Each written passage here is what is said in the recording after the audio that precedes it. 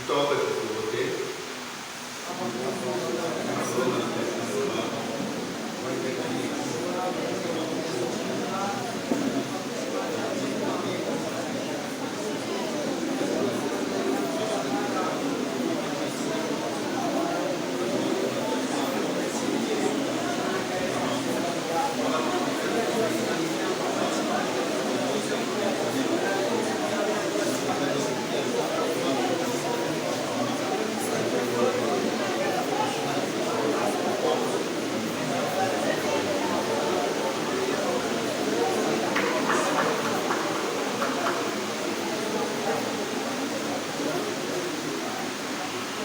Baba wetu Mungu, tunakuja na kutia asante kwa ile yote unatufanyishia kila wakati unatupatia uzima. Haina ukalamishi wetu ndio kule tunaishi, lakini ni kwa neema tu ile unatufanyishia. Kwa vile unapanua jina lako na kuinua, ubarikiwe yule ya vitu vyote, kwa sababu uko unatufanyishia vitu vizuri. Baba, tunakuhitaji Mungu ushitukumbuke kwa kisa kimoja. Wakati tunakusanyika juu ya jina lako Bwana, ukale pamoja nasi na kutufundisha. Baba, tunakuja mbele yako na madhaifu yetu yote, mizigo yetu yote tunaileta mbele kwako, kwa sababu ule anaweza kutupumzisha ni wewe. Hakuna Mungu mwingine Bwana, lakini tunakuhitaji tusaidie. Kumbe tunakuhitaji Bwana, wakati ya ibada yote nzima upate sehemu kwa pamoja nasi, wewe tufundishe kama watoto yako, hivi ipate tusaidia ndani ya maisha yetu yote. Tunaomba hii kwa jina la utukufu jina la Bwana Kristo. Amen. Amen. Ndio, kama kuko bageni bangeweza kushimama tubaramkie katika jina la Bwana Kristo. Kama wiko wako. Ndio, hakuna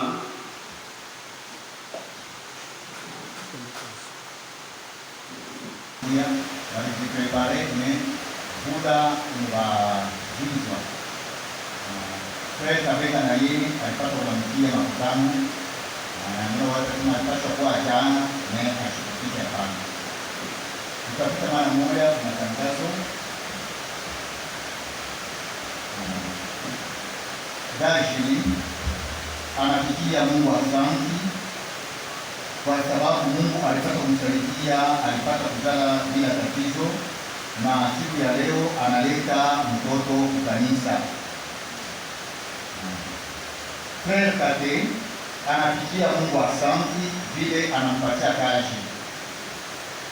Frère Patient anapigia Mungu asante vile eko na mchunga na mzima, na anasema muendelee kuniombea yako, Mungu aniongezee kwa imani. Frère administrateur wetu eko na kilio, mkubwa yake anakufa pale Zambi, kumukini ya Boma pale Mwenilunga, na ndio ile habari analeta kanisa. Na tunataka sema huyu anakalaka iko na konsole wala iko naleta faraja wala kufariji mtu mpaka Mungu. Mtu asiwezi kumfariji na Mungu ndio anaweza kumfariji. Mungu atubariki. Kisha hatuwezi kusahau vile Mungu anafanya. Frère Joel aliweka site moja pa internet. Ile site inaitwa Tabernacle de Tangazo. Ni kusema hata kama huko France, huko Ulaya, huko Amerika, kwa hiyo wote unaweza kuja. Hata ukiwe Mozambique, hata ukiwe wapi, kama unaandika tu Tangazo, Tabernacle de Tangazo, utafuata mahubiri yote ile unapita hapa na mimbo ile bohari kuna leta. Pale alionyeshaka nilifuataka mshiku ma 22h na iko mzuri sana. Donc pale kuna Android unaweza kufuata na ile mimbo yote mko naimba iko pale. Ndio kwa sababu tunaweza kuleta hapo angalisho kama kanisa tukue na namna ya kujikomporte mzuri ndani ya kanisa, kwa sababu vile sasa Mungu anafanya dunia yote mzima iko inafuata. Donc comportement ya mwanamke comportement ya banaume tukui bantu bakunyoroka mukuvuala wala mukuishi tukue bantu bakunyoroka. Basi banasemaka banajijaka beko na hukumu kanisa wala kuipatia kama ni kumasomo, anasema hii huyu mtoto anaweza kupatia 10/10 kama aliweza, anaweza kupatia pengine 5/10 kama alipata moyenne. Ni kusema partir ya wanamke vile vile naishi vile vile mnavuana vile vile mnashika manuele yenu, a partir ya pale wanaweza kujishije. Alors tufanye hiyo angalisho ya kwanza, kuishi na kutembea mzuri. Mungu etubariki. Niona pale kuna filme viko nena donc ni siku moja mzuri sana kwa ndugu wale kumakaji, kama amesha kuzuizwa kama yeye kwa hapo na filme directement anaweza kufuata mahubiri. Mungu etubariki. Bila kuponda wakati tunaweza kusimama na kusoma kwa sauti.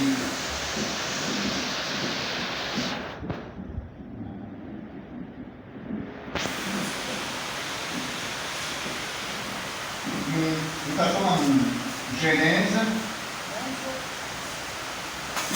chapitre 6 verset 1.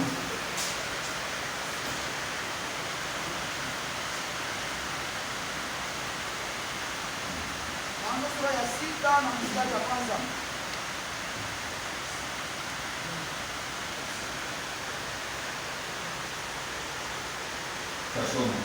Lorsque les hommes eurent commencé à être nombreux sur la terre, sur la face de la terre, et que des filles leurs filles nées, les filles de Dieu vinrent dire que les filles des hommes étaient belles,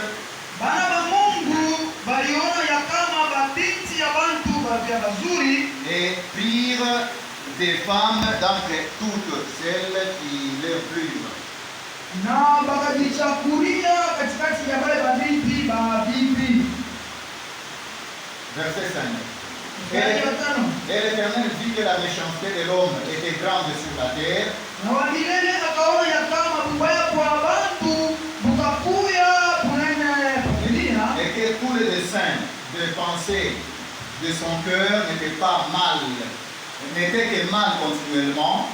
na akaona ya kama mawazo ya mioyo yabo kila siku ikakuwa paka mbaya. Et l'Éternel s'est repenti d'avoir fait l'homme sur la terre. Na wamilele anajuta kwa nini alifanya muntu kwa Et dunia, il fut affligé dans son cœur. na ndani ya moyo wake akahuzunika. Et l'Éternel dit, Na wamilele akasema, j'effacerai de dessus la terre mitazimisha pa dunia l'homme que j'ai créé, muntu ule miliumba, depuis l'homme jusqu'au bétail, kuanzia kwa muntu mpaka kwa nyama, aux reptiles et aux oiseaux des cieux, kwa wanyama balete kunatambala na kwa ndege wote wa, car je me répands de les avoir fait. kwa maana mimi nakiri juu ya nini nilifanya. Et Noé trouva grâce aux yeux de l'Éternel. Lakini Noa akapata neema kwa macho ya wamilele. Verset 9. C'est ici l'histoire de Noé. Mstari wa 9, hii ndio habari ya Noa. Mungu etubariki. Verset 14. Mstari wa 14, Fais-toi une arche de bois résineux.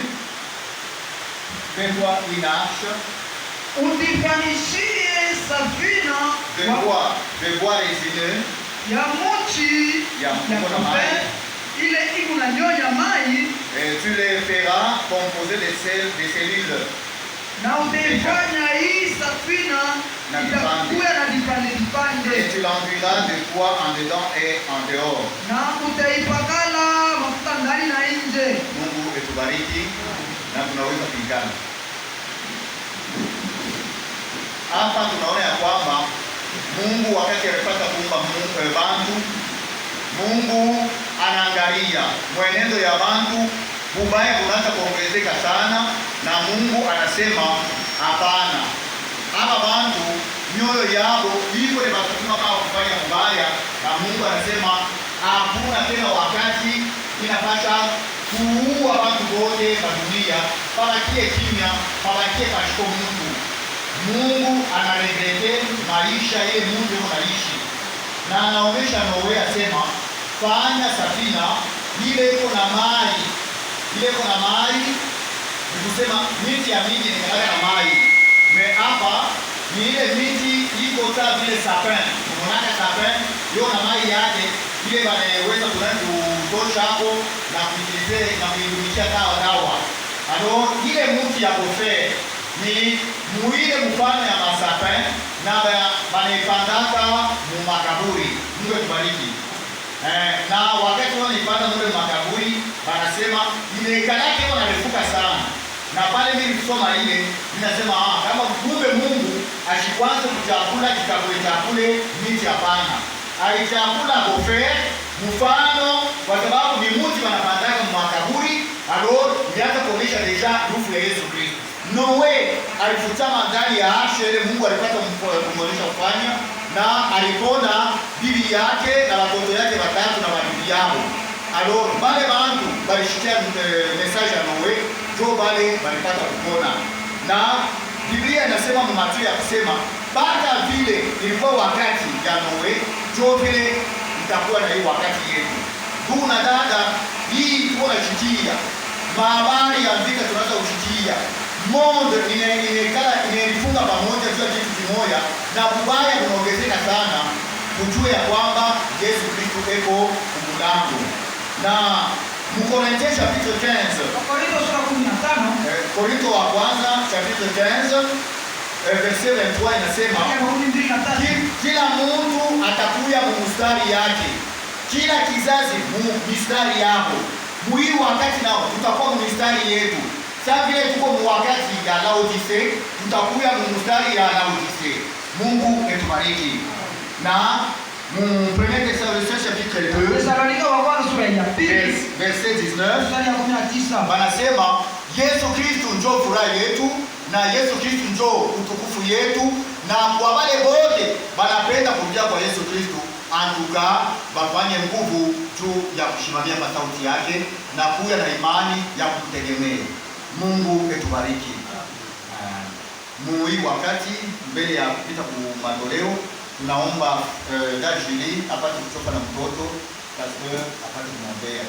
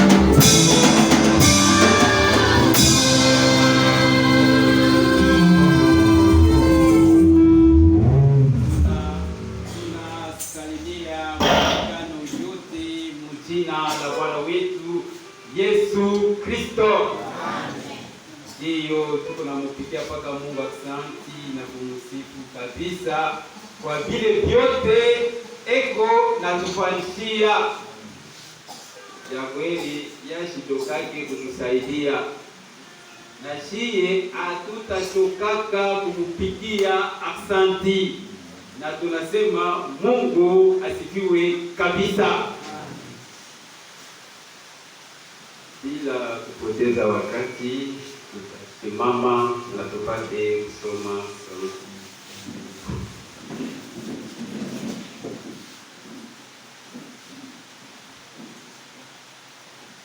Tutasoma mpaka kishina chetu. Luc chapitre 8. Luka sura 8.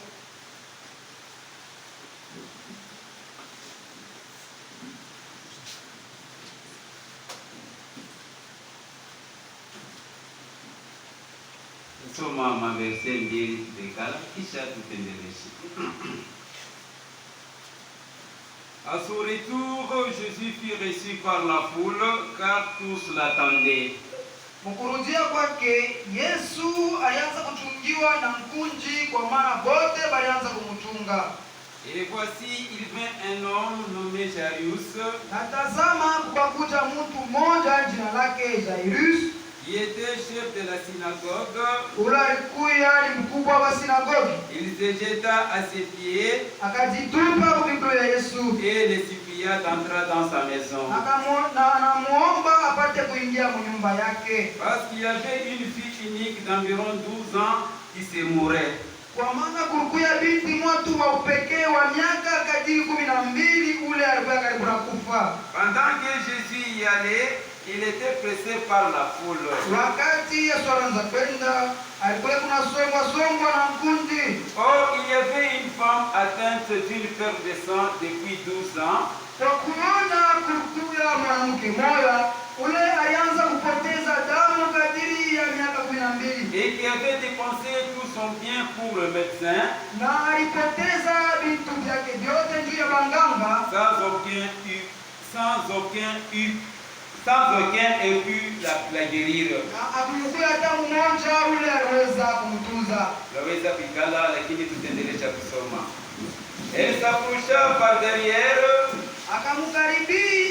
Akakaribia kukongo et toucha le bord du vêtement de Jésus. na akagusa nchongo ya nguo ya Yesu, Au même instant, la perte de sang s'arrêta. na paka pale ghafla tu kupoteza damu kukatika. Et Jésus dit, Na Yesu Kristo anasema, qui m'a touché? nani ananigusa? Comme tous s'en défendaient, Sasa vile bote balianza kusema sema, Pierre et ceux qui étaient avec lui dirent, Pedro na wale balikuya naye wasema, Maître, Bwana, la foule t'entoure et te presse. kundi inakuzunguka na iko na Et masukuma, il dit, qui m'a touché? na nasema nani ananigusa? Mais Jésus répondit, Lakini Yesu akajibu, quelqu'un m'a touché, mtu mmoja ananigusa, car j'ai connu qu'une force était sortie de moi. kwa maana mimi nasikia nguvu moja inatoka ndani yangu. La femme se voyant découverte, Mwanamke ule aliona ya kama wanamvumbura, vint tout tremblante se jeter à ses pieds akakuja na kutetemeka kuitupa kwa miguu ya et Yesu, déclara devant tout le peuple pourquoi elle avait touché na anasema mbele ya kundi yote juu ya nini alimgusa, et comment elle avait été guérie à na l'instant. anaambia watu namna gani alitunzwa mpaka pale. Jésus lui dit, Yesu Kristo akamwambia, ma fille, ta foi t'a sauvée, binti yangu, imani yako va en imekutunza, paix. wende kusalama. Comme il parlait encore, Kwa vile kuya ngali inaendelea survint kusema, de chez le chef de la synagogue quelqu'un disant, kwa shefu ya sinagogi kukatoka mtu mmoja anasema, ta fille est morte, binti yako anafariki, n'importune pas le maître. hapana tukumuuzi Bwana. Mais Jésus ayant entendu cela, Lakini Yesu wakati alisikia ile, dit au chef de la synagogue, akamwambia ule mkubwa wa ne sinagogi, crains pas, usiogope, crois seulement, amini tu, elle sera sauvée. atapona. Lorsqu'il fut arrivé à la maison, Wakati walifika kunyumba, elle ne permit à personne d'entrer avec lui. asikuruhusu hata mtu mmoja Si kuingia ce n'est kwa à naye. Pierre, Isipokuja tu kwa Petro, Jean, kwa Yohana, et à kwa Jacob, Yakobo, et au père et à la mère de l'enfant. na kwa baba na kwa mama ya mtoto. Tous pleuraient et se lamentaient sur elle. Wote baranza kulia na kulisemea juu yake. Alors Jésus dit, Sasa pale Yesu akasema, ne pleurez pas, usilie, elle n'est pas morte, asiakufa, mais elle dort. lakini analala. Et il se moquait de lui, Anaanza kumsigelea Yesu, sachant qu'elle était morte. ili kujua ya kama yule mwanamke ashakufa. Mais il l'a saisie par la main Lakini akamshika kwa mkono et dit, na anasema, d'une voix forte, akaanza silalamika kwa sauti ya enfant, nguvu, lève-toi. mtoto amka. Et son esprit revint en elle. Na roho inamjia ndani Et yake. à l'instant, elle se leva. Mpaka pale yule mwanamke akalamuka. Et Jésus ordonna, on lui donna à Na manger. Yesu akaagiza wamkabulie chakula. Les parents de la jeune fille furent dans l'étonnement. Wazazi ya ule kijana binti bakabakia wanaanza kushangaa. Et il leur recommanda de ne dire à personne ce qui était arrivé. Anibambia bashioneshe mtu ile ilifika. Mungu apate kubariki neno lake. Tutaomba tena. Mungu mzima, toaba sawa batu tunasoma neno lako. Baba unikamateko, unipacheko maneno kutoka kwako Senyor. Unisaidie hata mwanzo hata mwisho. Baba tunafanya kazi mikono yako, tunakulomba hivi ni jina la Bwana wetu Yesu Kristo. Amen. Mungu azidi kutubariki. Ndiyo tunajiona hapo kidogo leo yulu ya mahubiri yetu. Dieu confirma sa parole. Mungu anahakikisha neno lake. Tulisema tunasimamisha na mahubiri yake Mungu akakabisa. Hiyo inaendelea mpaka itaisha mpaka ile siku Yesu atakuja. Wakati tutaonana uso kwa uso. Hakuna sasa kile tutamwambia. Tutabakia mpaka kumwimbia. Mungu atubariki. Dieu confirma sa parole. Mungu anahakikisha neno lake. Mungu eko nahakikisha neno lake. Ile yote yalisemaka eko na yahakikisha. Tutarudia kumgongo kidogo kisha tutaendelea. Paka hivi tulisikia hii habari, asema unisimama siku yote. Oui, amen. Tutaisema lula tena kila siku tutaanza paka kusema. Mungu abariki.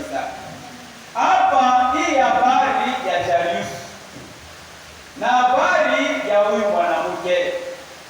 Jairus alikuwa shefu, mtu wa kamoyen, mtu wa franga. Me sabe alisikiaka asema kuku mtu moya hebu naita Yesu wa Nazareti. Vipofu viku naona, viwete viku natembea. Jairus alipata decision. Asema leo na mimi kunaenda kumchunga. Amen. Anaenda na yeye anaenda kumuongolea. Asema huyu Yesu leo ndio nani naye. Ni muombe ende kunyumba yangu, apokee mtoto yangu mikono na mtoto yangu atatuza. Mungu abariki sana. Siku mzima yeye anaenda Mungu ya watu ba mingi. Amen. Ce sont les violents qui entreront. Kibarika mata makuriweka hapo ndio bataingia. Kama wewe unafanya hivyo, utabakia wapi? Jairus watu walikuwa mingi. Anachachisha. Pale Yesu anafika, yeye mbele wa kwanza. Asema Bwana, twende kwa nyumba yangu. Umwekee mtoto wangu mikono na mtoto yangu atapona. Amen. Sasa alimgusa kwa neno lake. Vile Yesu yeye alisemaka, mutatuza mapigo yangu. Amen. Na sasa Jairus aliiwaka sema kama Yesu anaweka mikono na mtoto yangu atatuza kwa sababu ni neno lake, alienda kukukumbusha. Mungu akibariki. Asikuikale alichachisha, anaongana na Yesu, anamsifie, anamlomba twende kwa nyumba yangu. Yesu asema mzuri. Mkuti moya mule, mulikuwa tena waza na mwanamke. Mpaka hivi tuko hapa. Tuko na wanaume na wanawake. Hapana kusema wi mkanisa ya Mungu awaruhusu mwanamke kusema. Parce que Dieu c'est un Dieu de l'ordre. Mungu ni Mungu wa C'est la parole de Dieu. neno la Mungu. Mungu akakabisa. Mais huyu mwanamke naye alikuja. Akasema, "Da, na mimi nahangaika sana.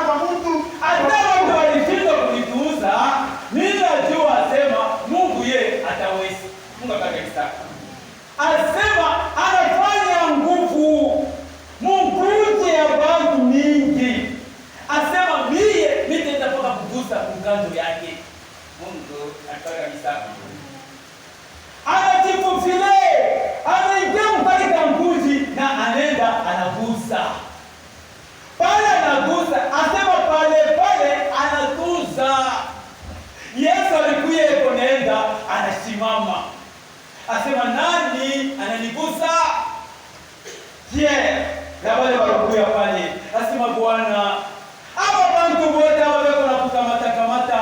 Sasa kuna uliza nani anakupamba? Asema quelqu'un m'a touché. Mtu mmoja ananigusa. Amen. Mtu mmoja ananigusa. Tulisema jana, le salut pour nous les nations, Wokovu kwa si mataifa est individuel. pekee, kila mtu kwa wake.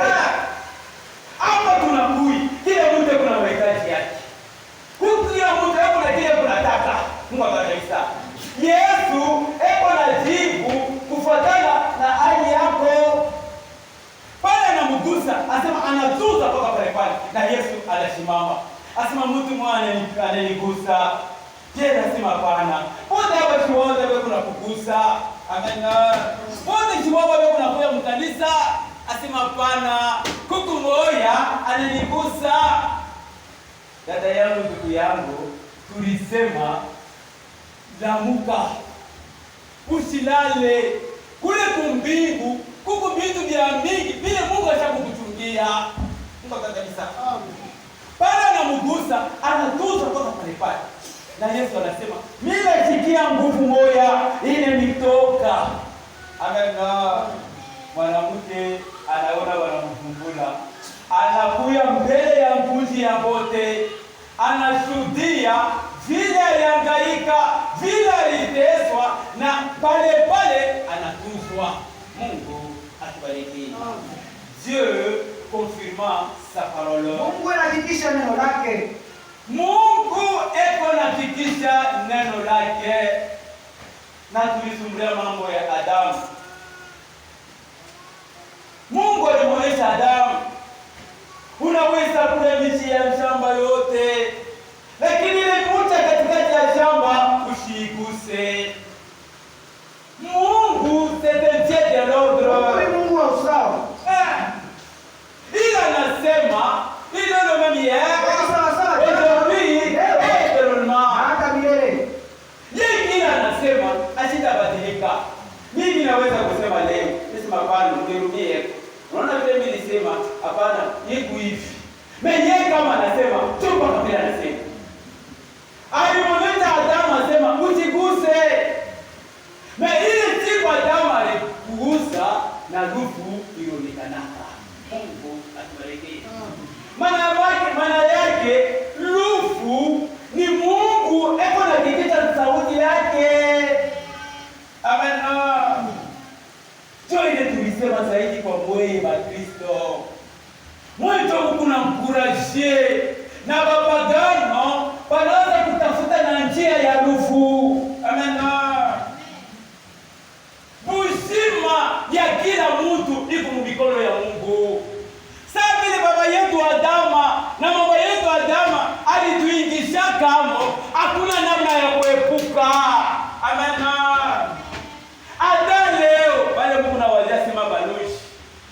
Ule mko yako. Amen. Sangaji yako, muyomba yako, ule kuna wazia sema ni uloshi. Leo tunamkamata tunamuua. Tunasema kumbe wewe toka hapo. Wewe ndio kunatuletea lufu. Amen. Mutaona lufu itaanza mpaka kuendelea. Pourquoi? Parce que Dieu confirme sa parole. Mungu anahakikisha neno lake. Mungu atubariki. Na wewe Mkristo tena wa mverite, Wa mkweli. wa mtabernacle. Amen. Lufu inatokelea. Asema tunashikia pasema il plairait et se lamentait. Walianza kulia na kulitompolea. Kama tunaenda kwa kilio comme Jésus, Sawa Yesu. na yeye alilia. Tunafika kwa kilio, tuko na nia, kama tulie tunaimba. Hapana kuliankanya. Amen. Yo. Hapana, huyu unanikulia asitalala. Mnabeba na pilipili na mbwembe, mnamweka na mkono, asema usilale. Mais tu te trompes toi-même. Kiongozi wewe mwenyewe. Amen. Asema hapana, asitalala. Mbwembe wanaweka mkono, pilipili wanaweka. Pale alikuwa mzima. Hebu napumzika. Pilipili yeye alishindwa kuikulia. Wewe mwenyewe alishinda kuelewa. Mimi unamuweka, asema mpaka unamke. No, hapana, Mungu atubariki. Utaona mfano. Asema Bwana unaona je? Surtout pour nous les Africains. Zaidi kwa shia kwa Afrika. Bantu beushi.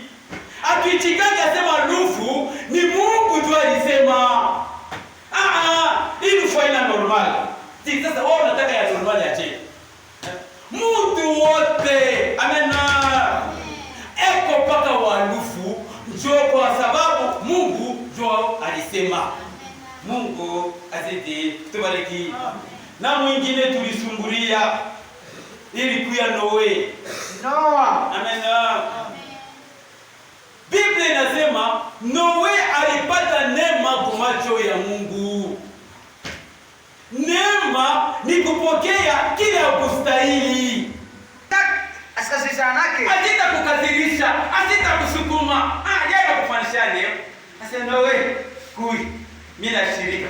Tukanatokea mtu exhorte kwa mwanzo. Asema mimi nashirika, mitaribu dunia yote mzima.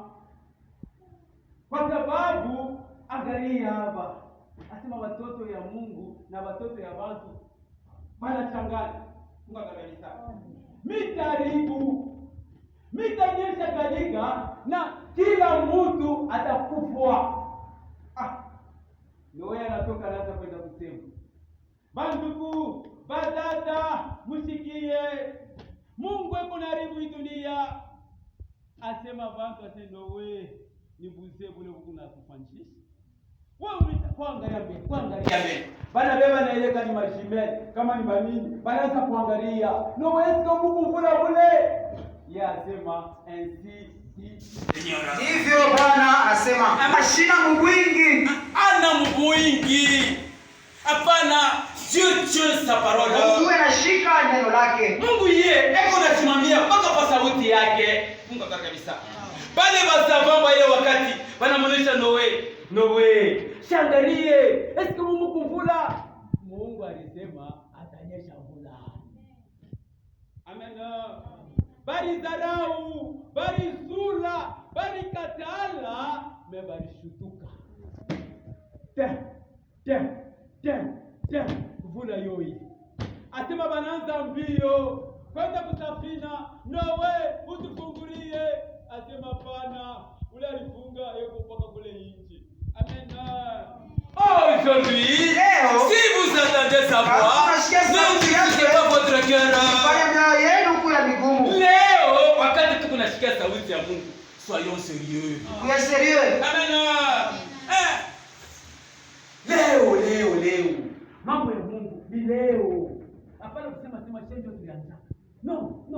Aujourd'hui. Leo. Si vous attendez ça. Kama unasikia sauti yake, usifanye mioyo yenu kuwa migumu. Dia kesho ni ya Mungu. Leo unajua ni mambo gani itakuwa. Yesu atabata na yata. Hakuna. Inafaa leo ukue tayari. Hata ukinafika. Hata Yesu anafika, wewe uko tayari. Mungu akubariki. Na mwingine tulikuwa kwa Abraham. Leo tunasema baba wa imani. Abraham nikusema wakati tunasema kila siku. Aina tashi tunasema sala Biblia kiti. Ni Biblia ndio inasema ukipokea wageni utapokea na baba. Ukuye mtu wa kwanza kupokelea bageni. Aina kusema atakukulia chakula yako itaisha, hapana. Abraham asema anaona watu tatu. Leo napita mbalabala. Anaangalia asema hapana, msipite, mpumzike yako kisha ndio muendelee kwa safari. Hapana, utaje mbele tu kidogo. Anawakazirisha. Unamkazirisha kusema hapana, sasa inaenda. Si tuitane kwa sababu kama mgeni anakuja wa kutoka kwa Mungu, mpaka kula tekila atakuleta. Mungu kabisa. Pale wanekala, wanapolesha mkate, wanakuria, wanakunywa, wanaamka wanaanza kweli. Amen. Jo moyo anasema nitarudia. Mpaka kwa hiyo wakati moya huyu bibi yako Sara atapata mimba, atazala mtoto mwanaume. Sara mwaje alikuya, mwanaume alikuya, ashikupa tena na matumaini asema atazala. Anacheka, asema baba, ni kutamu ya sauce, ni kutamu ya nini? Unaanza kuisha vya mkinywa. Sara, unasema nini? Usiseme kitu. Mungu akibariki. Amen. Mungu atashanjaki. Kake. Sara aliwacha kusema, aliwakiria kwa mwile decision. Ashimfanye Sara kitu. Mungu akibariki. Amen. Kisha anatoka, anaanza kweli, wazo atafanya. Anaenda, anafika kwa moyo anasema, mimi naweza kwenda kufanya mambo huku bila kumjulisha mtumishi wangu. Amen. Anatembea, anasimama. Hapana. Jamani, mimi namlaka. Bibi yake atapata mimba, atazala mtoto mwanaume. Sasa, hii mambo niko naenda kufanya huko Sodoma. Mimi nitaweza kumfuchika. Anamuonesha Abrahamu ile mambo ikunaenda kufanya. Mungu akibariki. Anamwexplique. Asema, hii Sodoma niko naenda kuisoma. Abrahamu anaweza kumsiplie. Asema, baba, kama mko bantu serikali, utachoma? Hapana.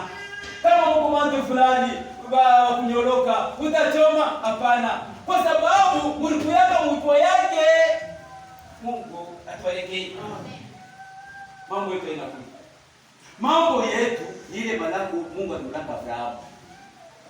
Miaka ilipita, bakucheka balicheka, bakuzarau balizarau, kuzarau.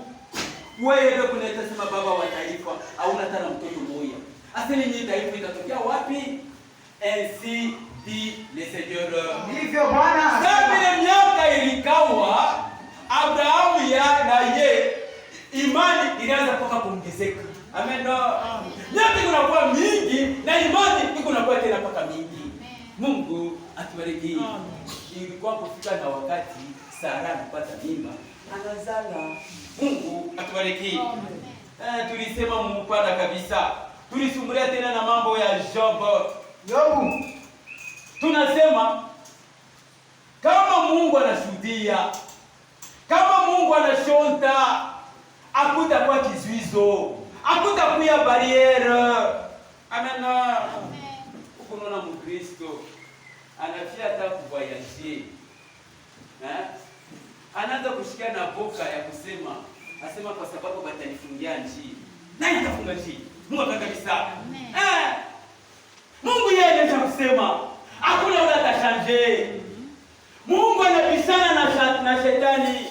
Asema unatokea wapi? Asema natokea kuzunguluka. Uliona kwa mtumishi wangu Yobo, hakuna mtu saye. Wanaanza kubishana chini kwa sababu kuna mpinga, kuna mprotege na kuma bintu yake na kwa watoto yake. Wewe umwache utaona vile atakulaani. Asema hata yeye wewe ukafanya. Bana huwa watoto ya Yobo, bana huwa na vifuko vya Yobo. Yobo ukafanya. Amen. Asema usiguze kubushima yake. Sasa vile yako na mpanga shetani anaenda anampika Yobo kupikiriria. Na bibi yake anaangalia sema shumukane tu Mungu wako na ukufwe. Asema waza asikushirika atakushirika. Asema huko nasema saa mpumbavu. Asikumchambua, asikusema kupumbavu. Saa mpumbavu. Mungu atubariki. Maligre malari inafika, anaanza na kurikuruta. Na kikitu kimoya hivi kuacha kunapita.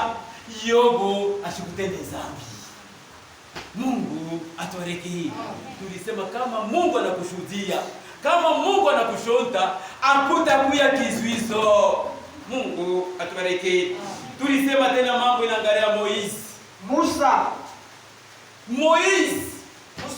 Kwa sababu Mungu alisemaka, alimuonesha Abrahamu, hii kuji ya Israeli itafanya miaka 400 mubutumwa, kisha mie Mungu kwa mkono yangu ya uwezo nitakuja kubatosha ule mubutumwa. Mungu anasema, Sabila anasema, anapata kukonfirme sauti yake. Hakikisha Miaka ilipita,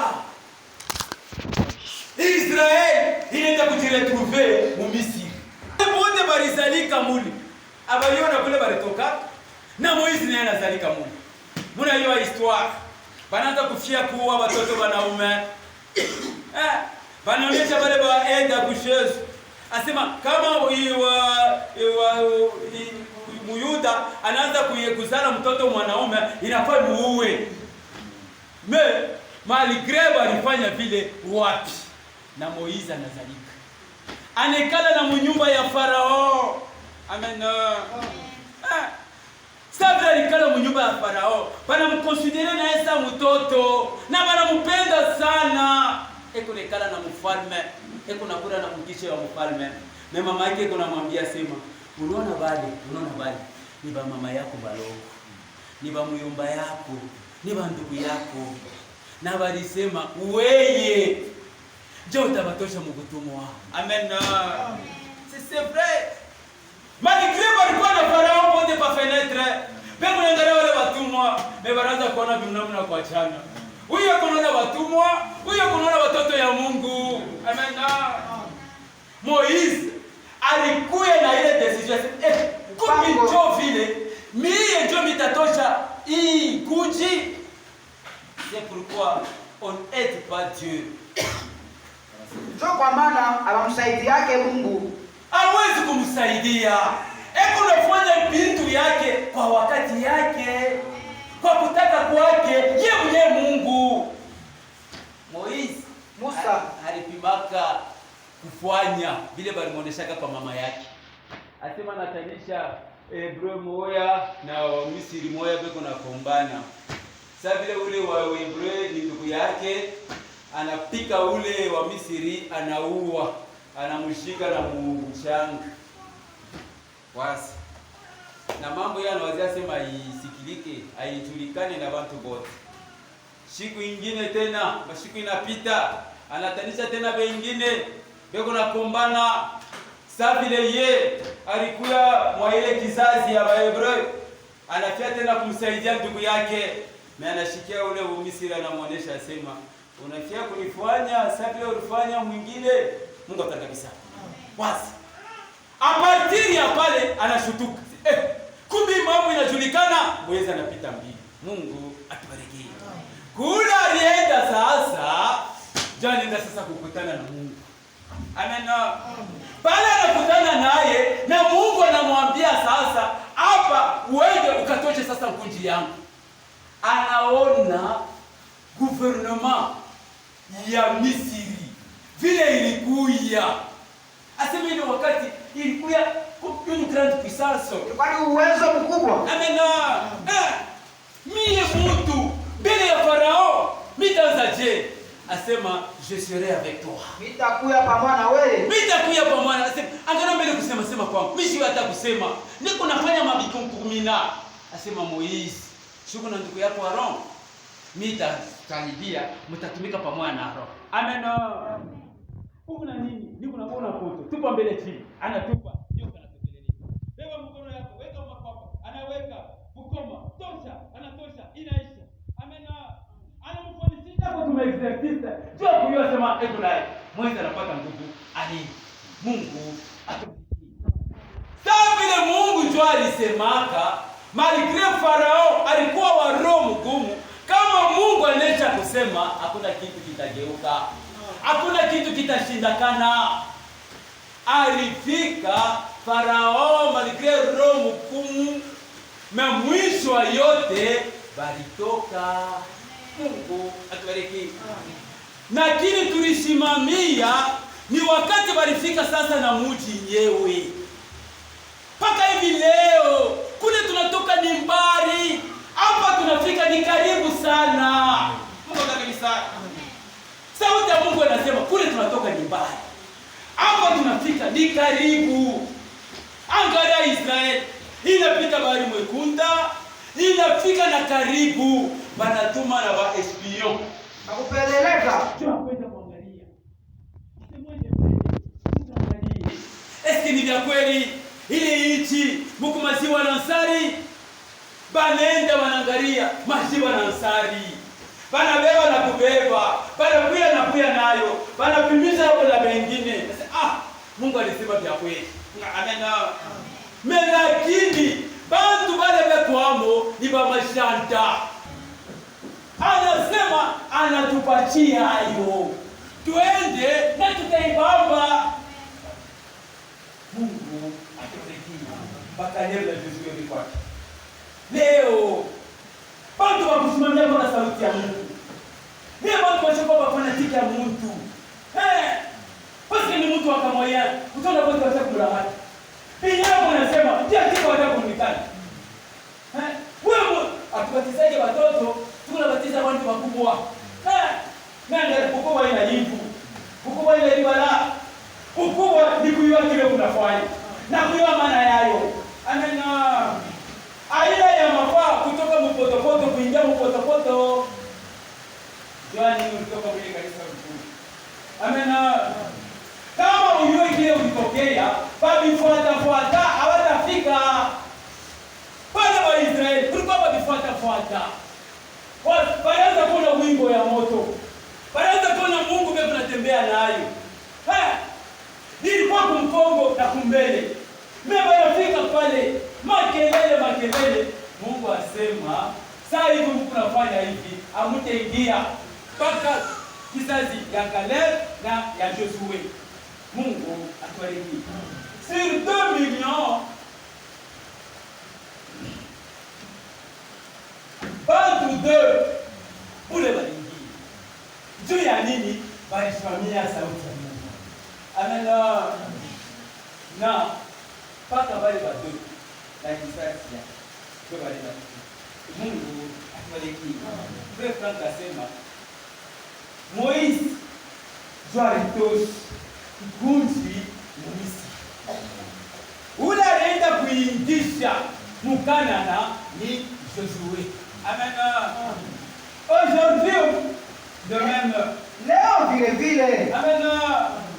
Hii ujumbe yetu ilikuwa na Frère William Branham. Leo yeye alisha kufariki. Kama tukunaipokea, kama tukunaipata, na huyo anaanza kutufikisha kumwisho. Frank c'est qui arrive au temps de Noé. Fika wakati ya Noa, Arrivera de même. fika vile wakati ya kuja kwa mwana wa Mungu. Wakati wa Noa kulikuwa nini? Mungu alimnawisha Noe, asema unapata neema. Anamwonyesha kile kunafanya. Na hiyo wakati yetu ni pamoja. Tulisema jana, tutasema kuna tumishi. Mungu atubariki. Kisha tulisumbulia mambo ya Isaia. Isaia alikuwa nabii wa Mungu. Nabii wa Mungu ni kinywa cha Mungu, ni macho ya Mungu. Eko naona vile Mungu yeye kunamuonesha. Eko nasema vile Mungu alimwambia kusema. Amen. Isaia anasimama anaanza kusema bikira moja atapata mimba, atazala mtoto mwanaume. Wasi. Bikira mtu asipo kujua Bwana, atapata mimba, atazala mtoto mwanaume. Wasi. Mtu wa serie, mtu anasimama mambo ya kunioroka kila siku. Mimi nafika nasema bikira atapata mimba, atazala mtoto mwanaume. Ya kutoka wapi? Mungu anasema. Mungu atubariki. Kama Mungu anasema, hata miaka inapita, vizazi vinakombolana, wakuzarau wanazarau, wakukatala wanakatala, sharti mpaka atatimiza ile neno alisema. 800 kwanza 800 ile mambo inafanyika. Dieu confirma sa parole. Mungu alihakikisha neno lake. Sura ile tuko na kichuruka hapo tu. Hébreux chapitre 4 verset 12. Hébreux chapitre 4 verset 12. Waebrania sura 4 na mstari wa 12. Tulisema car la parole de Dieu est vivante et efficace. Neno la Mungu iko na bujima na iko na nguvu. Plus tranchant qu'une épée quelconque à deux tranchants. Iko ya makali kupita hata mpanga yoyote ya makali mangambo yote mbili. Pénétrant jusqu'à partager âme et esprit. Iko naingia mkipimo cha kukabula roho na nafsi. Jointure et moelle. Na iko nakabula hata pale mifupa inaungania. Elle juge les sentiments et les pensées du cœur. Iko na hukumu mania na mawazo ya roho. Nulle créature n'est cachée devant lui. Hakuna hata kiumbe kimoja ni kenye kufichwa mbele yake. Mais tout est à nu et à découvert aux yeux de celui à qui nous devons rendre compte. Na yote iko wazi na inaonekana kumacho ya ule kwa ule tunapasha kusamba. Mungu abariki neno lake. Sauti ya Mungu iko enye hai. Iko na bujima. Amen. Haina sasa sauti ya bantu bobote. Hapana. Bale bote beko na kwa na roho kunyoloka mbele ya neno la Mungu. Mungu abariki kabisa. Beko na kwa na kifukishio. Hii sauti ya Mungu itajibu mambo yako. Amen. Tu ya nini? Au commencement était la parole. La parole était avec Dieu. Et la parole était Dieu. Amen. Maana yake hata kama unaanza kutoka kwako, yeye Mungu eko na kuona. Amen. Na kama unakuya mbele yake na kifukishio fulani, notre Dieu est infaillible. Asisindwake. Tulisema kwa mwanzo kusema l'attitude ali yako kama iko mzuri utapata majibu. Parce que la parole de Dieu est vivante. Neno la Mungu ni lenye hai et efficace. Na iko na nguvu. Plus tranchante qu'une épée quelconque à deux tranchants. Ya makali kupita hata mpanga yoyote ya makali mangambo yote mbili. Neno ya Mungu iko na uwezo, iko na nguvu kupita mpanga yoyote ya makali kuwili. Amen. Asema iko na tenga. Mais ça vile ye ashikalaki dictateur. Mais kama unakatala. Amen. Asitakasema sasa ni mpanga mpaka ingi. Hapana. Kale kantumbago kale kunako Mungu. Amen. Ile mambo yako ile mambo yako. Ile wewe unaiua. Hauna mtoto kiloko. La Bible dit, Biblia inasema si ton cœur te condamne, kama roho yako tu inakuhukumu, es plus que ton cœur. Mungu anapita hata roho yako. Amen. Sauti ya Mungu yoyi kuna ubiri. Mungu anashika na kushika kila siku. Na roho yako kuna kuhukumu, asema hivi vitu hivi kunafanya. Haina sauti ya Mungu. Amen. Mimi baba nasema sauti ya Mungu iko na bujima. Maana yake tulikuya balufu. Tulikuya bandu bakupotea. Kwa neema ya Mungu, sasa tunaokolea kwa neema, anakuwa kututosha mule mbuchafu. Anakuwa kututosha mule mulufu. Njoo tupate bujima. Et sa parole est vivante. Na neno lake iko na bujima. Amen. Ile lufu tulikuya nayo, wakati tunakaribia sauti yake, tunapata bujima. Kisha wanasema est efficace. Na iko na nguvu. Sasa kwako je, haina na nguvu? Iko naingia ndani kabisa, kufika na ndani. Asema kapigeon, kama unakangalia kwa mabawa yake, utaona iko saa iko na angala. Amen. Ile mafuta inakeraka inaanzaka ndani. Hapana wewe bimaverse full mkichu. Amen. Mabroshi full. Na kuhubiri kuna ubiri. Amen. Na kuimba kuna imba. Haina mambo ya kuhubiri. Amen. Haina mambo ya kuimba. Tulisoma jana tukafika Mungu akagabisa. Unajua maverse kwanza huko na kumwisho. Mimbo ndiyo. Asema mtabajua nini? Ni kukuhubiri. Ni kukuimba. Ni kubile utafanya kumatendo yao. Mungu akubariki. Amen. Asema nulle créature n'est cachée devant lui. Hakuna hata kiumbe kimoja kitakufichwa mbele yake. Mbele ya Mungu hakuna kiumbe kenye kufichwa. Mais tout est à nu et à découvert aux yeux de celui à qui nous devons rendre compte. Na yote iko wazi na inaonekana kwa macho ya ule kwa ule tunapaswa kwenda kusamba. Mungu ana na mafaa ya kuexpliquer ile mambo ulienda kufanya kuli. Amen. Anacha kuona. Tulisoma Jean chapitre 1 verset 35. Yohana sura ya kwanza mstari ya 3 habari ya Filipi. Kule Mungu yuko naona. Tulisema tena mambo ya Pierre. Petro. Anajua jina yako. Anajua na jina ya baba yako. Anataya wewe uko fulani. Baba yako ni fulani. Unakalaka na mwingine fulani. Njoo unabii wa kweli. Amen. Meangalia bintu vya leo. Niko prophet nitakutabiri. Nishikataa. Amen. Unitabiri. Jina lako mbele uko nani?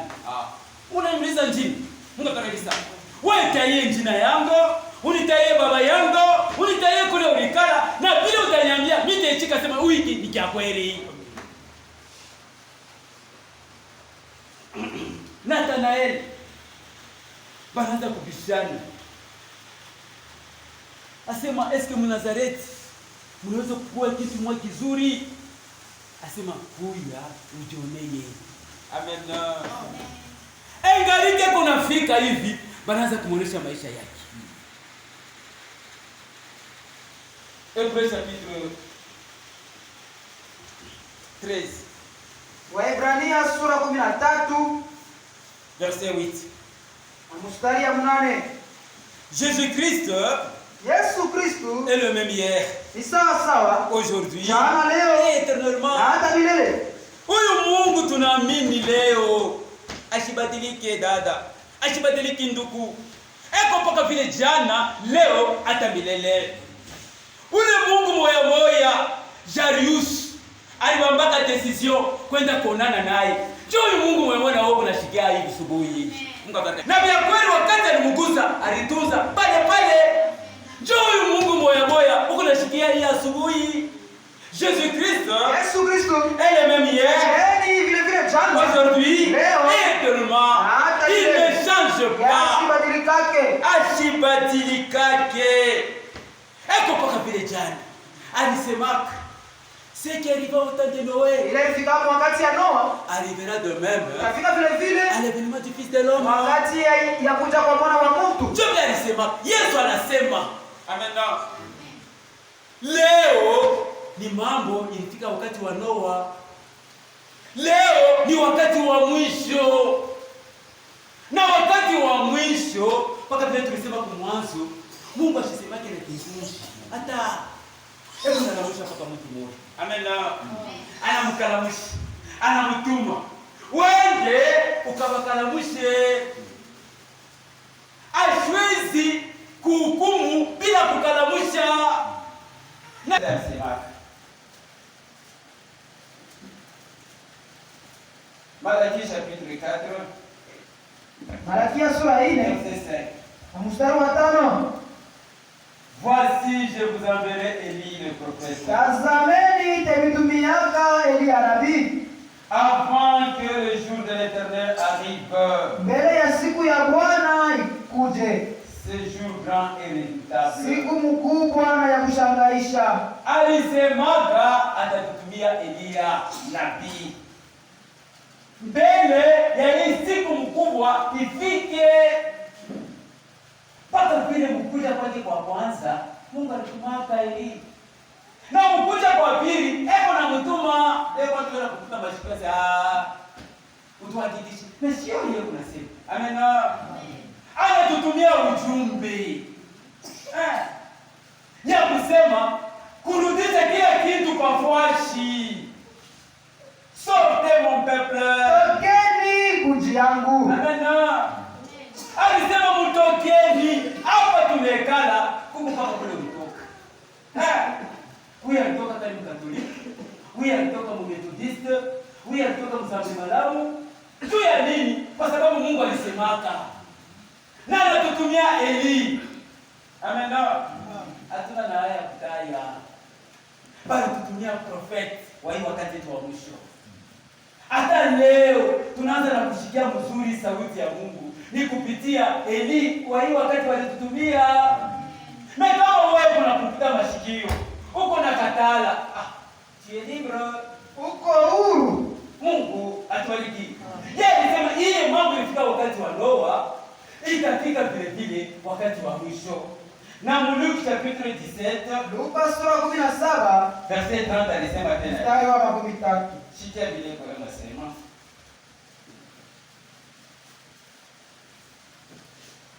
Luke chapitre 17. Luka sura 17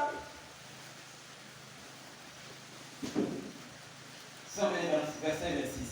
mstari wa 22 Si arriva du temps de Noé, ilifika wakati ya Noa, arrivera de même au jour du Fils de l'homme. ikafika vile vile masiku ya mwana ya mtu. Amen. Verset 30.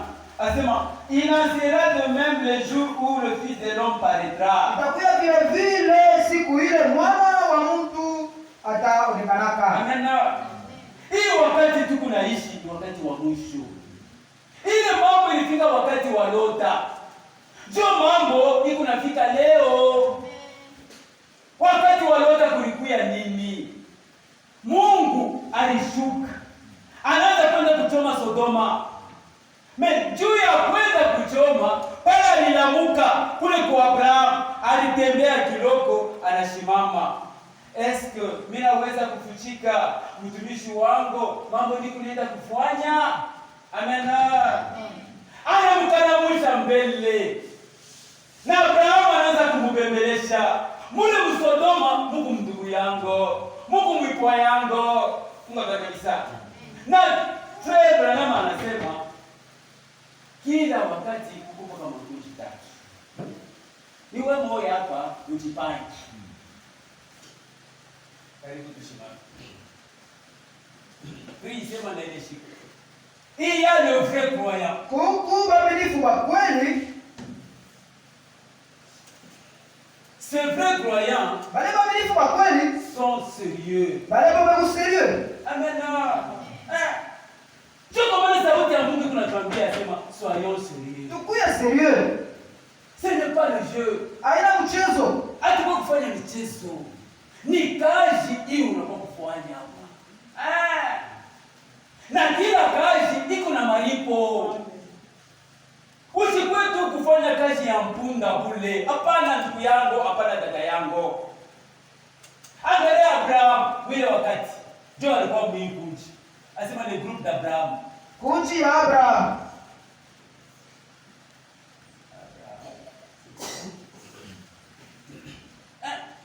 Alikuwa serieux. Mungu anamuonesha bibi hapa atapata mimba, atazala.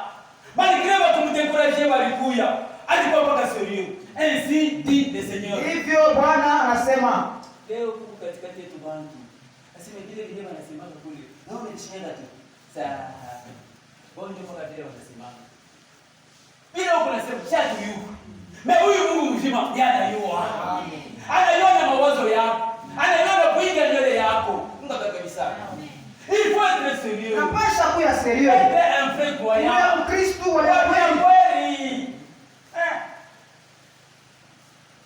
Kuja ya pili, les semi-croyants. Waaminifu pa kipande. Jo ilikuwa kunji ya Lot. Amen. Retrograde. Wakurudia kubukongo. Usubuhi huku ni mwombaji. Usubuhi huku ni mhubiri. Magharibi ni mbaya. No, Mungu akabaki sana. retrograde. Wakurudia kukongo. Unaenda unarudia.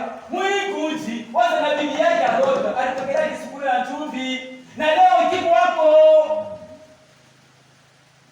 Kuja watu wamoya sawa nenda sawa narudia. Hapana. Ipo kwa na decision. Kama ni kwenda ni kwenda.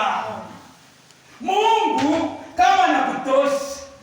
Tulisema jana asitakuacha mbalabala. Jamais. Kamwe. Amen. Alisema que votre cœur ne se trouble pas. Yeye usivurugwe. Croyez en Dieu. Amini Mungu. Et croyez en moi. Amini mimi. Ni Mungu anasema. Il y a plusieurs demeures dans la maison. Kwa makao mengi mnyumba ya baba yangu. Si cela n'était pas, je vous l'aurais dit. Pasha kuniambia. Si kile kunasema. Ni Yesu ndio kunasema. Que votre cœur ne se trouble pas. Yeye usivurugwe. Il y a plusieurs demeures dans la maison. Kwa makao mengi mnyumba ya baba Si yangu. cela n'était pas, Kama ile je vous l'aurais dit. Mimi pasha kuniambia. Je vais vous préparer une. Nenda kubitengenezea fazi. Et lorsque je m'en serai allé, Wakati et mitenda. que je vous aurai préparé une Wakati place, mitemtengenezea je fazi. reviendrai, Nitarudia. je vous prendrai, avec là où je suis, vous y soyez aussi. Na mwe mkuya kwa vile vile. Amen. Eko le kulaka weye. Usitupe troublé. Maana yake anaanza Usivurugwe. Anaanza kusema ni mambo inaangalia harufu wala enlèvement. Kunyanyuliwa. Hapo unaikala. Kuku mwili yako kule. Unakuchunga. Mungu akaribu. Iko sasa kutoka mwempreko kuingia Holande. Amen. Jumla kwa meza hii ya plusieurs de mettre dans la maison de mon Kwa père. makao mengi mnyumba ya baba yangu. Hata unaisha kuyenga. Ukule litapa na kulitapa type ville. Hata unapika ya etage. Ile demeure wanaisha kuendaka kule. Makao Macho yako yanataka kuona. Amen. Ni Yesu ndio alikulaka. C'est pourquoi nous demandons, soyez prêts. mkuya tayari. Kuya tayari. Aujourd'hui, Leo. si vous attendez ça, Kama unasikia non, sauti ne yake, c'est pas votre cœur. usifanye mioyo yenu kuwa migumu. Leo kuya tayari. Hata kufina kupata. Amen. Hata wako kuimba pakirio yako. Usishutuke. Hata wanaimba, hata waimbe, hata wanaleta chakula. Hakuna kitu kitachanje. Hata tunamwita frère Mwamba, frère Frank, frère Kazadi, wanakuya pale. Wewe unaisha kunyoroka serie. Tunaanza kufanya maombi. C'est trop tard. Mungu. Nyuma kuchelewa. Mambo aujourd'hui. Leo. Si vous attendez ça, Kama unasikia sauti non, ne yake, pas votre cœur. usifanye mioyo yenu kuwa La migumu. parole de Dieu Neno la Mungu est vivante Mkuya et na uzima efficace. ndani ya nguvu. Mungu atubariki. Si ton cœur te condamne, Kama moyo wako inakuhukumu, s'il y a un problème quelconque, ni kusema kuku mambo moya hivi. amen. Répare. Tengeneza. Amen. Tengenesha leo ndugu. Tengenesha leo dada. Ukuye en ordre kufuatana na sauti ya Mungu. Kuya musawa. Jo ilikuwa nguti ya pili ya lot. Les semi-croyants. Baminifu bakipani. Na kunja tatu les incrédules. Bakutokuamini. Les incrédules. Bakutokuamini. Bakutokuamini. Aba nabo iko Bora mambo kusirio. anaangalia sema mimi tenda tu kuleta mvuruko kwa kanisa. Unaona kama makelele iko mingi sana mkanisa ni hapa. La Bible dit, Biblia inasema Luc chapitre 17. Luka sura 17. Tuseme iko mbele tu. Luc 17. Non, Matthieu, pardon, je regarde. Qui a bien laissé? Il y aura des scandales parmi vous. Kutakuya vikwazo katikati yenu.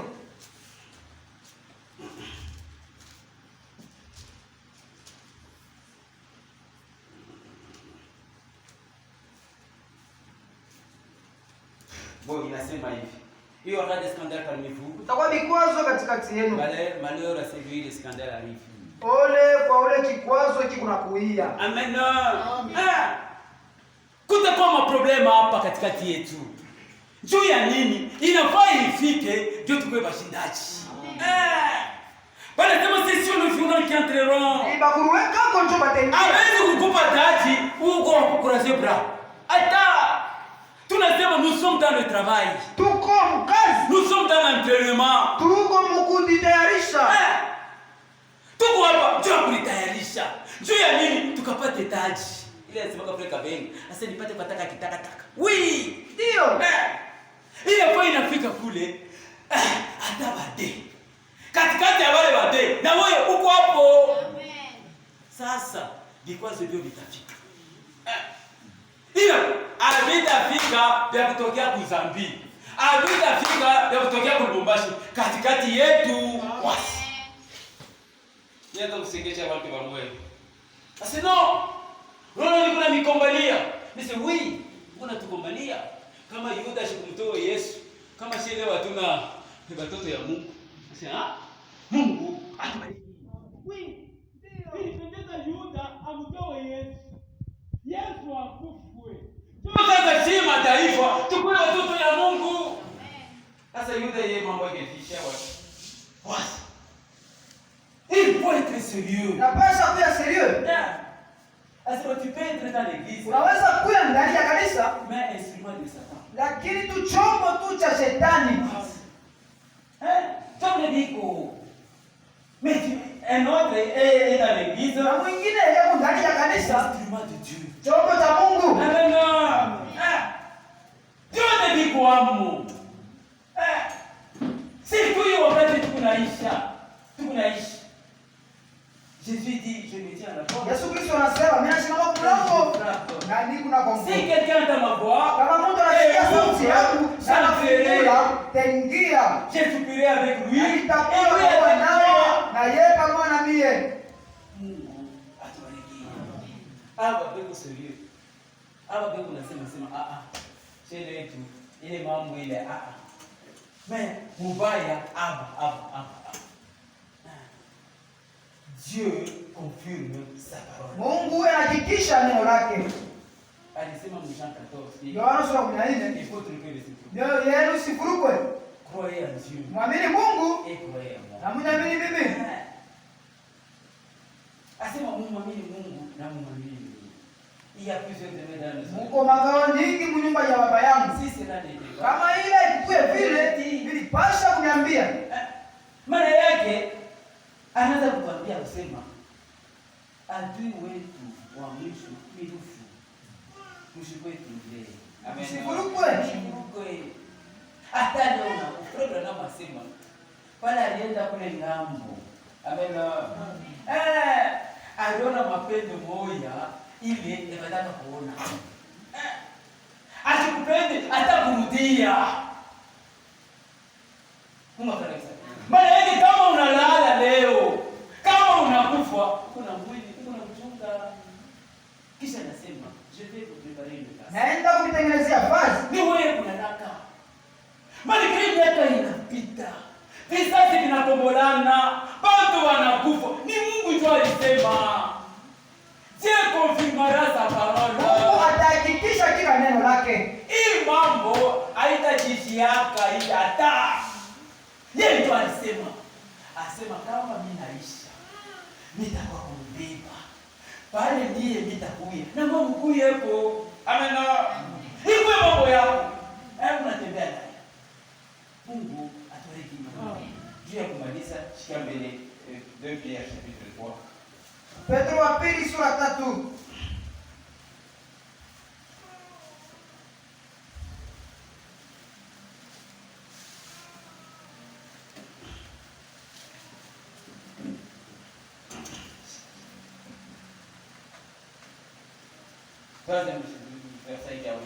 Mstari wa 8. Asema, mais il est une chose bien aimée. Lakini kuku kitu kimoja wapendwa, Que vous ne devez pas ignorer. ile amupasi kusahau. C'est que devant le Seigneur, Kusema mbele ya Bwana, un jour est comme 1000 ans. siku moja igusa miaka Et 1000. 1000 ans sont comme un jour. Na miaka 1000 igusawa siku moja. Nasikia kama Mungu anasema. Siku moja ikusaa miaka 1000. Nimesemaka sana.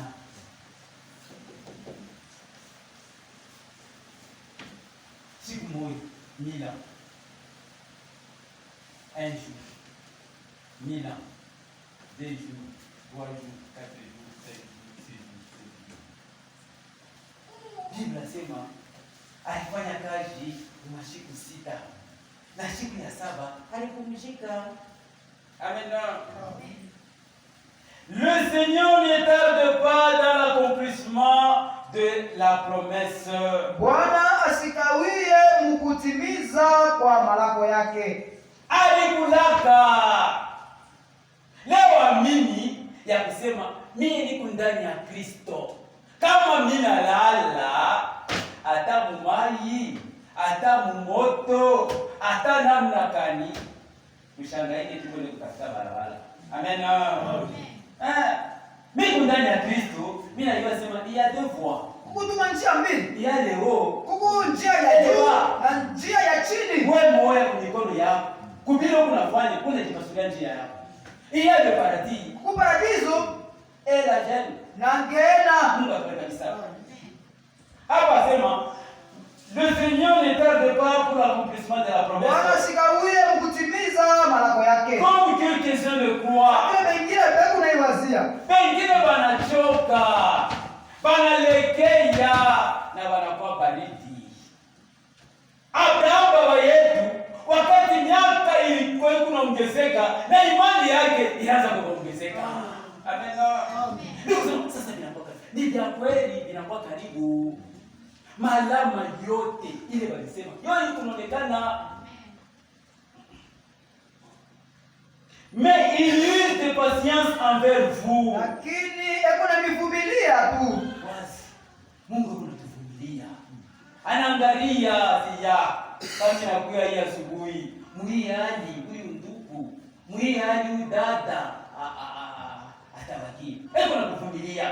Il eut de patience envers vous. Lakini eko na mivumilia. Ne voulant pas qu'aucun périsse. Siwezi hata mmoja apate kupotea. Mais voulant que tous arrivent à la repentance. Anapenda ya kama wote wafike mkutubu. Eko napenda utubu. Wewe kama unaisha kuambatana na apio. Hakuna kule nitakupeleka. Ili tatumu milele ni sauti ya Mungu. Amen. Verset 10. Mstari wa 10. Le jour du Seigneur viendra comme un voleur. Siku ya Bwana itakuwa sawa mwizi. En ces jours, Ile siku les cieux mbingu passeront avec fracas. itapita mbio. Les aliments embrasés se dissoudront. Na machakula yenyewe itasunguluka. Et la terre, les éléments embrasés se dissoudront. Na vitu vyote vitasunguluka. Et la terre avec les herbes qui le renferment sera consumée. Na dunia pamoja na vitu vyote vile viku pale vyote vitalungushwa. Mungu azidi kutubariki. Unasikia vile tunataka. Anaisha kwenda kututengeneza fashi. Malgré alianza kazi. Tunaweza kufika wakati wa mwisho. Amen. Paka vile tunaexplica. Kwanza kubalula leo. Tunaanza pale kama unabalula ita ya mwisho. Amen. Ni ita ya mwisho na Mungu eko natimiza sauti yake. Asema mshilali. Mshilengame. Mshikwe distrait. Hii sauti ya Mungu ni ya vya kweli. Mungu azidi kutubariki. Dieu confirma sa parole. Mungu anahakikisha neno lake. Ile yote alisema. Tulisomaka mu Timothée chapitre 4. Timotheo wa pili sura 4. Toute critique Andiko yote de la Bible ya Biblia est inspirée par Dieu. yo ni ya kutumwa na Mungu. Ile yote banisha kuandika humu dada yangu ndugu yangu ni Mungu tu alisema. Sasa vile yeye alisema ataitimiza. Anasamii. Ninaweza kusema mzuri na kutaka kuzuri. Mesa vile niko na mpaka. Niko kiumbe. Mimi nashinda kufanya vile nilisema. Na huyu Mungu wetu asishindwaki. Asichokaki. Il est le même hier. Yeye sawa sawa jana, Aujourd'hui leo et éternellement. na hata milele. Mungu atubariki. Amen. Tunasimama.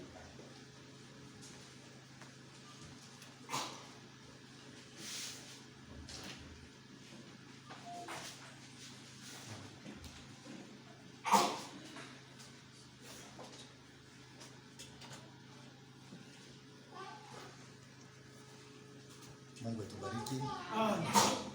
Ndio Mungu eko nahakikisha neno lake, na wanasema kama tunarudia ku ngambo vile mtumishi wa Mungu anasema, sachez avant tout jueni ya kama mbele ya yote que dans les derniers jours viendront des moqueurs, ya kama mu masiku ya mwisho kutakuwa bantu bakuchekele plein de railleries, hommes vivront en suivant leurs propres désirs. Bale bantu bataanza kuishi mukufuata mania yako na matamanio yako yenyewe. Et diront, Na batasema, où est la promesse de son retour? malako ya kuja kwake iko wapi? Mais s'il y a une chose, Lakini kuko kitu moja, bien aimé, que vous ne devez pas oublier, na kuko kitu kimoja kile bapendwa kile amupashi c'est kusahau. aux yeux du Seigneur un jour est comme 1000 ans, Ni kusema mbele ya Bwana siku moja ikusa miaka et 1000 1000 ans comme un jour. na miaka 1000 sawa siku moja. Et le Seigneur ne tarde pas dans l'accomplissement de sa promesse, Na Bwana shikawie mukutimiza kwa malako yake. comme certains le pensent. Sasa vile bengine beko naiwazia. Au contraire, Kwa kuona il fait preuve de patience ye hebu tuvumilia tu. envers nous, Ye anaonesha tu uvumilivu pour kwetu. qu'aucun ne périsse, Nashipenda hata mmoja apate kupotea. mais que tous parviennent à la repentance. Napenda bote bafike mkutubu. Wametuonesha huko makundi tatu ya bantu fwashi yote mudunia, huko bantu makundi tatu, na wanasema kundi ya kwanza ni bantu bakuamini ya kweli, bale benye kuamini kweli, bakristu ba kweli bo beko serieux mu mambo ile wanafanya. Kisha kunakuwa mkundi ya pili ile wanasema les semi-croyants, Waaminifu bakipande. wale waaminifu bakipande bo abana serieux mu vile wanafanya. Mugimbe wanasema ils sont tièdes. Wabeko vuguvugu. Donc huku saa baridi, saa kivukutu. Donc beko pakatikati. Hakuna kuibapanga mzuri. Hauwezi kumpanga sema eko mkivukutu au hauwezi kumpanga sema eko mbaridi. Donc beko pakatikati. Kisha kuna kwa kundi ya tatu wanasema ni kundi ya kutokuamini. Aba bantu ndio wale wanasema il viendra de moqueurs. Tutakuya pakuchekelea. Wao wataanza kutekelea. Wakati Yesu Kristo alianza kupita, Yairus anaenda kwake juu ya mtoto wake ule alikuwa magonjwa sana, na ule mwanamke ule aliteswa miaka 12, anaenda juu kumgusa Yesu. Kila mtu alienda na objectif yake, kifukushio yake. Hawa wengine bo balienda juu kumdharau Yesu Kristo. Mungu atubariki. Ishikue vile ushikuye juu ya kumdharau Yesu Kristo, mekuya juu ya kumgusa nguo yake, juu ya kupata ufariji yako. Mungu atubariki. Kile chote unatafuta kama unakuja juu ya kumgusa Yesu Kristo kupitia imani yako, utapata ukipata. Jairus anapata mtoto wake anarudia kubushima wakati alienda hapo na imani ya kusema Yesu Kristo anaweza kunitunzia mtoto yangu. Mungu atubariki.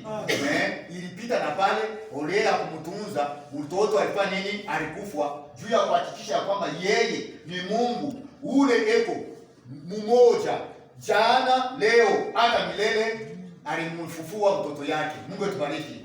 Alionyesha ke Yesu Kristo ni sawa sawa jana, leo hata milele. Ule mwanamke na yeye alimgusa kunguo yake. Aliteswa kadiri ya miaka 12. Ule mtoto na yeye ule walilamusha ule mwanamke alikuwa na miaka 12. Miaka 12 inaikalaka na signification yake ni kuabudu Mungu. Mungu atubariki. Bale wengine walimwabudu Mungu, meaba wengine walimdharau. Mungu atubariki. Kama tuko na kuyo huku ni juu ya kumwabudu Mungu na kumheshimia. Banasema Jésus Christ est le même hier, aujourd'hui et éternellement. Yesu Kristo ni sawa sawa jana, leo na hata milele. Kunaikalaka mwimbo 137 nyimbo za Mungu. Naikalaka mzuri sana nayo. Inasema hivi. Tamu sana ni maneno ya habari njema. Jana, leo na milele Yesu yuko sawa. Hata sasa anapenda watu wa makosa, kufariji wenye taabu, sifu jina lake. Jana, leo na milele Yesu yuko sawa. vyote vinapogeuka, Yesu yuko sawa. Sifu jina lake, sifu jina lake. Vyote vinapogeuka, Yesu iko nabakia sawa. Mwenye kusamehe Petro atatusamehe. Yesu Kristo alimsamehe nani? Petro. Petro alimkatalaka. Saa vile alikuwa ni mtoto yake. Alikuwa na imani. Malgré ile mkosa alifanyaka ya kumkatala, Yesu Kristo alipata kumsamehe.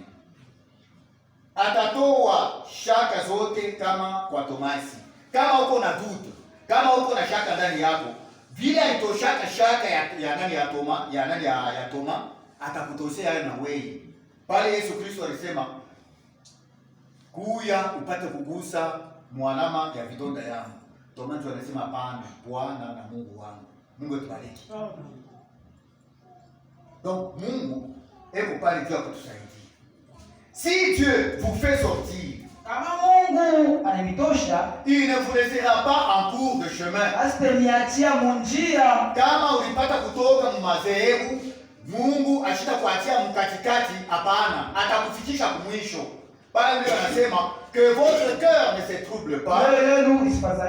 Croyez en moi et croyez en Dieu. Croyez en Dieu et croyez en moi. Mwamini Mungu na mniamini mimi. Mungu atubariki. Dieu nous a donné l'assurance. Mungu alitupatia hakikisho que là où il est, ya kwamba pale nous y soyons aussi. Na sisi tupate kuya hapo. Il est en train d'ôter les doutes. Que ne soyez pas troublés. Que votre cœur ne soit pas troublé. Croyez en moi. Croyez en Dieu. Mwamini tu Mungu, mwamini na Yesu Kristo, kunaisha. Madutu mashaka yote itafanya nini? Itatoka. Si votre cœur, si ton cœur te condamne, il faut réparer. Mungu atubariki. Ndio vile umetuonesha. Si votre cœur vous condamne, il faut réparer. Et comment réparer? C'est par la repentance. Kitu kingine tupashe kusema, la parole de Dieu est puissante. Dans la parole de Dieu, il y a une puissance. Et cette puissance, c'est une puissance qui sauve. Et dans la parole de Dieu, il y a une vie. Parce que la parole est efficace. La parole de Dieu est efficace. Elle est efficace pour sauver. Elle est efficace pour donner la vie. Et on dit, elle transperce l'âme, les pensées, l'esprit. Elles sont de même les pensées de Dieu. À ce moment-ci, les grandes puissances commencent à vanter leur puissance par les armes. La puissance, la Russie qui menace les États-Unis. La Russie expose son arme. On dit que c'est une arme la plus dangereuse. Cette arme, on la met seulement aux côtes, entre la terre et la mer.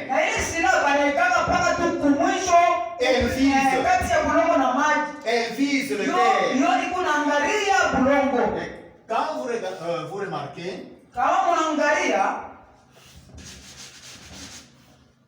Amérique iko hivi. Amérique du Nord, Amérique ya Centre ya pakati, kisha Amérique ya huko chini. Hapa tuko na Afrika. Huko tuko na Europe. Ebi Asia inaendelea huko na wengine. Russia iko lo hapa. C'est-à-dire, kama ni kuteka mamisili yake ile inaonyesha ni huku watakuwa kuiteka, na kama inaiteka ni directement kule ku Amerique. Maintenant Amerique iko natetemeka.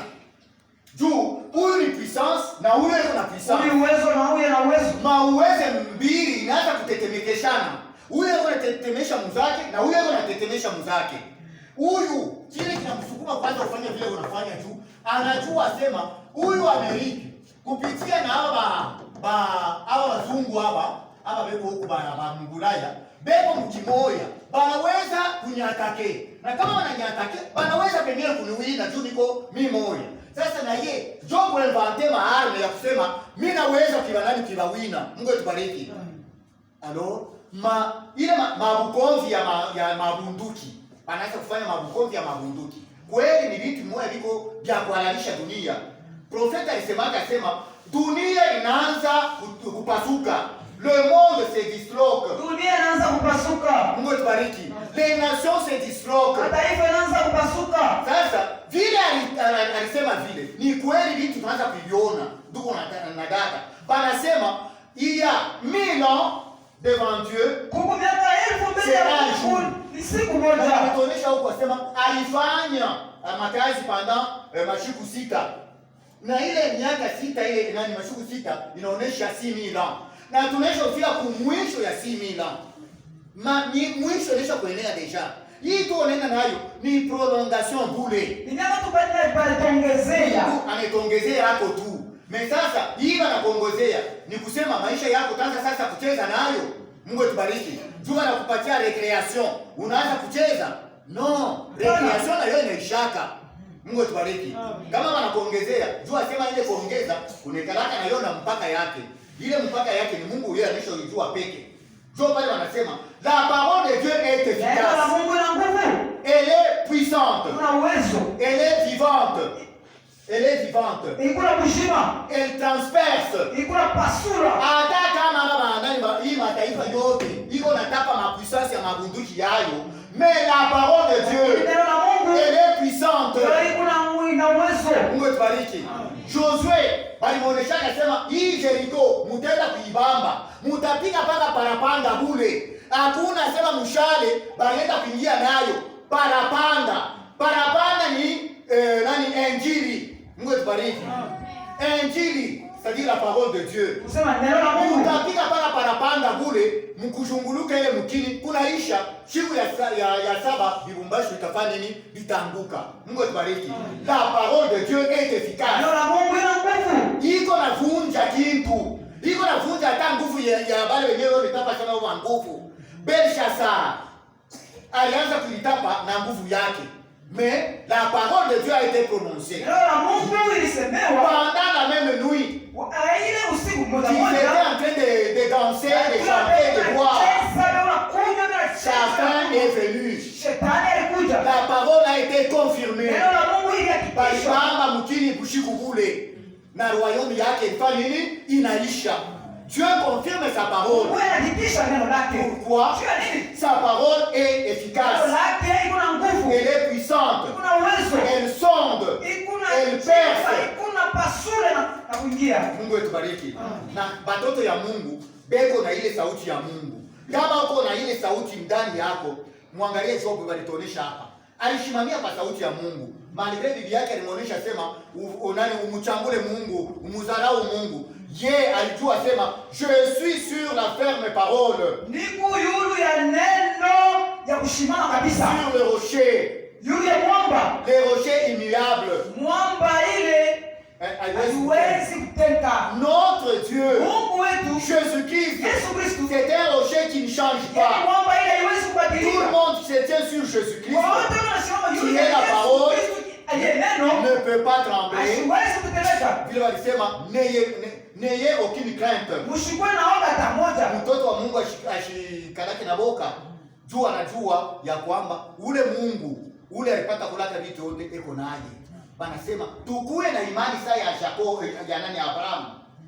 Mungu atubariki. Abraham alitegemea Mungu, alikuwa na imani yake. Mais Lot alikuwa wa kipande ya uvuguvugu. Yeye alipenda vitu vya dunia na vitu vya Mungu. Mungu atubariki. Mais alikuwa kumtosha hapo kwa mbio kwa sababu alikuwa destiny. Mungu alimtayarisha juu ya kupata hapo wokovu, banakuwa kumtosha kwa malaika wawili kwa nguvu. Mungu atubariki. Haina mzuri kukutosha kwa nguvu, wewe utoke kufuatana mapenzi ya Mungu. Na Mungu banasema ashitetuacha mkatikati ya njia. Mungu atubariki. Tutampikia Mungu asante. Mwile yote tunatoka mkushikia na tutafikia pale na makubaliano yetu itaishia pale. Mungu Baba, Mungu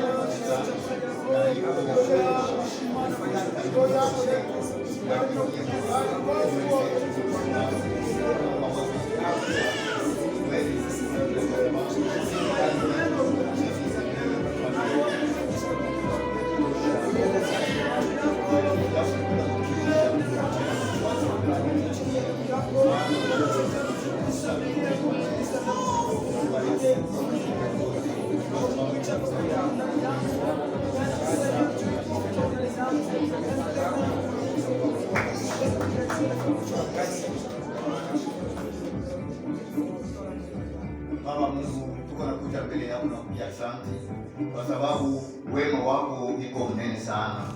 Ulitupatia chakula mzuri sana ya kuonyesha kwamba wewe uko nahakikisha neno lako, na zaidi uko nahakikisha neno lako kwa watoto yako. Hata kama kunakuwa bantu bakwenea kudharau hii sauti itapata paka kuhakikishwa.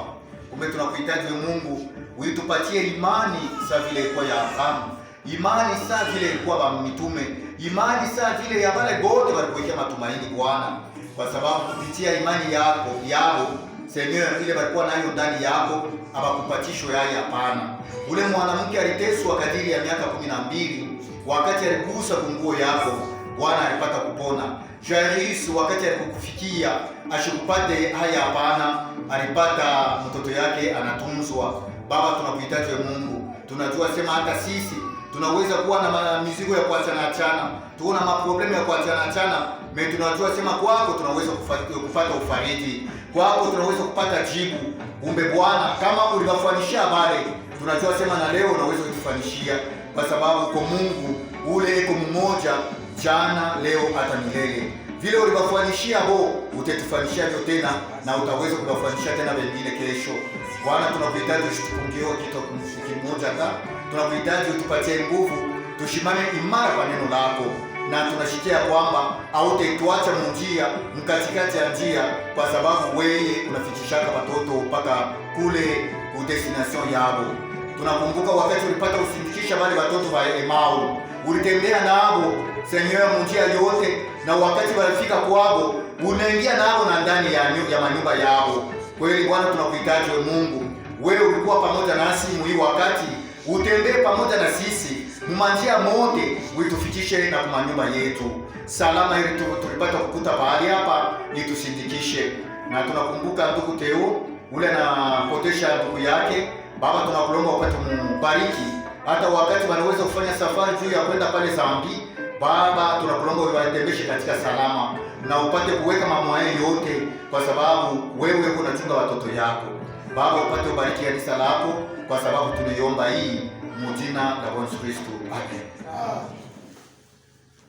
Tunafika kwa mwisho ya makutano yetu, twende na salama ya Bwana. Ndugu